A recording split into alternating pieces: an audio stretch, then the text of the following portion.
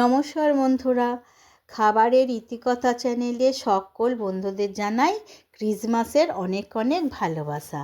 Christmas তো এসেই গেল, তাই কেক তো খেতেই হবে। বিশেষ করে বাচ্চাদের তো একটুতেই মন ভরে না, তাই দোকান থেকে বেশি দাম দিয়ে কেক না কিনে কম খরচে বাড়িতেই বানিয়ে ফেলুন একটা বড় সাইজের কেক। প্লিজ বন্ধুরা, এই ডিম ছাড়া কেক কীভাবে স্পঞ্জি করবেন সেটা জানতে হলে পুরো ভিডিওটা দেখুন, তাহলে খুব সহজে আপনিও বানিয়ে ফেলতে পারবেন। পারফেক্ট কেক বানাতে হলে পুরো ভিডিওটা দেখতে হবে, কারণ কেক বানাতে হলে মাপটা ঠিকঠাক নিতে হবে, না হলে কেক ভালো কুক হবে না আর স্পঞ্জিও হবে না। নিজেদের ইচ্ছা মতো কিছুটা ড্রাই ফ্রুট নিয়ে নেবেন আর একটু ছোট করে কেটে নেবেন, আর কয়েকটা ফ্রুট গোটা রাখবেন ওপর থেকে কেকটা সাজানোর জন্য, তাহলে দেখতে খুব সুন্দর হবে। আমি বাড়িতে টুটি ফুটি বানিয়েছিলাম, তার ভিডিও আমি আগেই দিয়েছি। এই টুটি ফুটি কেকের টেস্টটা দ্বিগুণ বেড়ে যায় আর দেখতেও খুব সুন্দর হয়।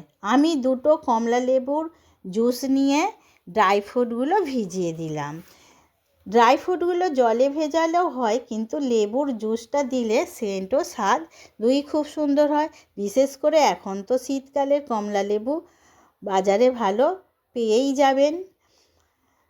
প্রথমে ব্যাটারটা রেডি করব, তার জন্য নিয়েছি 250 ml দুধ উষ্ণ গরম, আর চিনির পাউডার নিয়েছি 200 ml, ও রিফাইন অয়েল নিয়েছি 60 ml করে 2 বার। এই 3 উপকরণ ভালো করে মিক্স করে নিতে হবে। চিনি গোটা দিলেও হবে, একটু বেশিক্ষণ মিক্স করে নিলেই হয়ে যাবে। আমি কেকটা একটু বড় সাইজ করব বলে 250 ml কাপের 2 কাপ ময়দা নিয়েছি। এই রকম মেজারিং কাপ আপনাদের কাছে যদি না থাকে, তাহলে চায়ের কাপ বা যে কোনো বাটিতে মাপটা নিয়ে নিতে পারেন। সামান্য লবণ দিয়ে দেব আর ভালো করে দুধের সাথে মিক্স করে নেব। তারপর 2 মিনিটের মতো ভালো করে ফেটিয়ে নেব আর ভেজানো ড্রাই ফ্রুটটা দিয়ে দেব। আর মিষ্টি একটু কম হয়েছিল বলে আর একটু চিনির গুঁড়ো দিয়ে ভালো করে মিশিয়ে নেব সব কিছুর সাথে। টুটি ফুটিগুলো শেষের দিকে দিয়ে দেব। একটু মিশিয়ে নিয়ে ছোট চামচের 1 চামচ বেকিং পাউডার ও ওই চামচেরই 4 ভাগের 1 ভাগ বেকিং সোডা দিয়ে 2-1 বার ফাটিয়ে নিব। আর আপনাদের কাছে যদি বেকিং সোডা বা বেকিং পাউডার না থাকে, তাহলে ইনো দিলেও হয়ে যাবে। কেক প্যানে সাদা তেল মাখিয়ে একটা বাটার পেপার বিছিয়ে দেব। আর বাটার পেপার না দিলে এমনি সাদা খাতার পাতাও তেলের উপর বেছালেও হয়ে যায়। কেক প্যানে ব্যাটারটা নিয়ে একটু ঠুকে ঠুকে নিতে হবে, যাতে না ওর মধ্যে হাওয়াটা থাকে। কড়াই লবণ গরম করে নিয়ে স্ট্যান্ডের ওপর বসিয়ে দিয়ে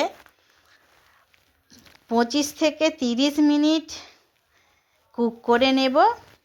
একবার খুলে গোটা ফুডগুলো সাজিয়ে দেব, আবার ঢাকা দিয়ে 25 থেকে 30 মিনিট কুক করে নেব।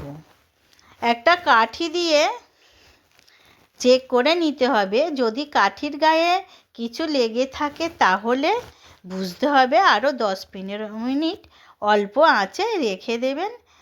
দেখুন বন্ধুরা, কেকটা কত সুন্দর দেখতে হয়েছে। প্রায় 1 ঘন্টা ঠান্ডা করে নিয়ে তারপর কাটবেন। দেখুন বন্ধুরা, কত স্পঞ্জি হয়েছে। যদি এইভাবে বানান, বাচ্চারা তো আপনাকে বারবার বানাতে